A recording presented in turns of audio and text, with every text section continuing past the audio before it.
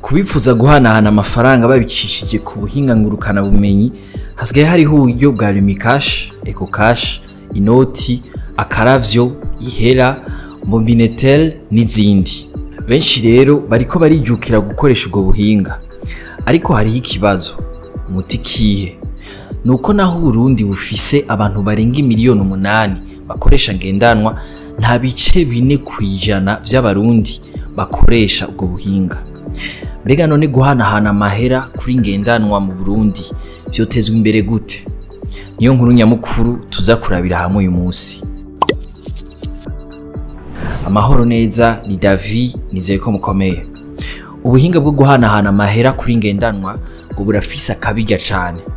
Urubuga Free Tech Institute ruvuga ko icambere ari uko ubwo buhinga bwihuta. Uri Bujumbura urashobora kurungikira amafaranga umuntu ari mu cankuzo amasaha yariyo yose y'umunsi. Mu kanyisase amafaranga bamushikiriye atavyo gutonda imirongo mu mabanki vyiriwe birabamwe.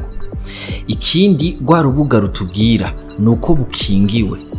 Sinka vya bindi ushobora kurungikana amafaranga umuntu akibwa. Mu buhinga bw'imashini nyabwonko baba babona neza aho ayo mafaranga ari karaca, naho yogira ikibazo baramenya aho cabereye. Kira noneho ngo naho vyoshika amafaranga y'abakoresha ubwo buhinga akagira ikibazo, ababukoresha ntibogira umutima uhagaze na gato. Samuel Muhizi arongoye ARCT aremeza ko amashirahamwe atanga ubwo buhinga abafise amakonti yuguriye mu banki nkuru abarika amafaranga akoreshwa mu gusubiza abakiriya igihe cose hoba ibibazo.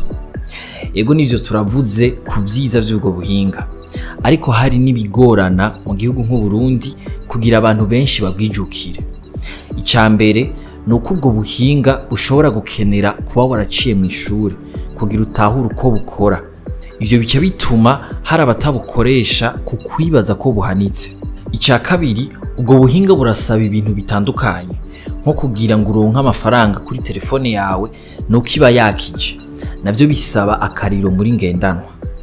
Ikibazo nuko atari uburere bwose bwo mu gihugu bufise umuyaga nkuba. Ica gatatu, kugira uronke amafaranga kuri terefone yawe nuko iba ifise umuhora urengana, réseau canke connexion. Hari ibice vy'igihugu bidafise imihora ya ngendanwa ishika neza. Akarorero ni komine Gitobe y'intara ya Kirundo, imaze amezi 8 abantu badashobora gutumatumanako amakuru nk'uko tubisoma kuri magazine imbere. Mwigisha Dieudonné Gahungu yigisha amakaminuza avuga ko hakiriho urugendo runini kugira ngo ubwo buhinga bushikire abanyagihugu bose. Mwomenya ko mu mwaka wa 2022 ibice 20 kwijana vy'Abarundi ari bo bonyene bari bafise umuhora wa internet. Aho nitwo kwibagira ko no mu turere aho imihora ishika neza bihora bishika bigaparangana, canke ugasanga amafaranga ntuyaronkeye igihe wari uyitezeko. Kugira ubwo buhinga bushware muri benshi rero bisaba vyinshi. Icambere ko umuyaga nkuba ukwira mu gihugu cose kugira ngo ivyuma bikoreshwa muri buno buhinga yaba amatelefone canke imashini nyabwonko bibe bikora neza amasaha yose. Ica kabiri, ivyo vyuma kandi birakenera internet. Free Tech Institute ibona ko bikenewe ko leta hamwe n'abigenga bongereza inguvu mu bijanye no gukwiragiza internet mu gihugu cose, ngo n'umunyagihugu wo mu rusigabangazi mu cankuzo ashobore gushikirwa.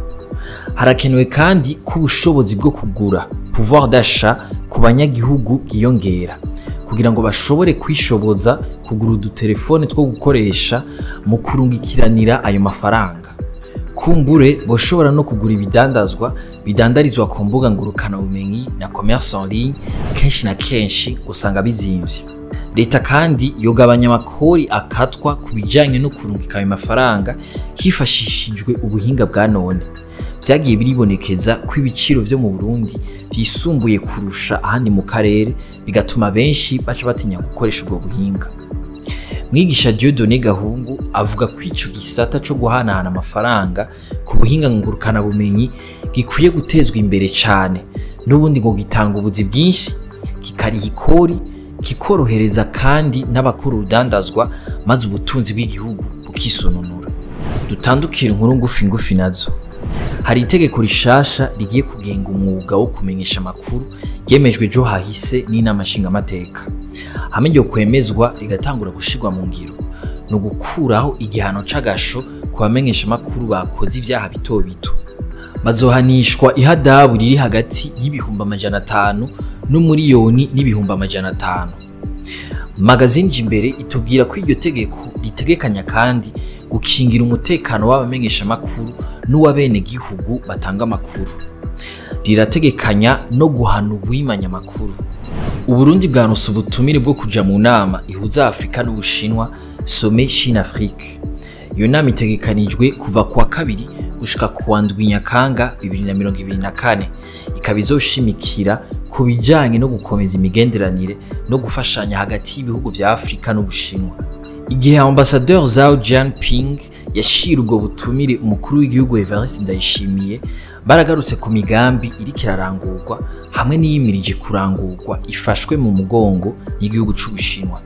Aho twovuga cyane ubujanye n'isanurwa y'ikibuga c'indege Melchior Ndadaye, ubundi twobabwira no mugambi w'uburimyi. Bazofasha mu bijanye no kugwiza imbuto z'umuceri n'ibigori. Bazofasha kandi n'imigambi irangurirwa mu gisata c'amagara y'abantu. Mwakoze kudukurikira. Aya makuru muyasanga ku mbuga za Yaga na Iris News.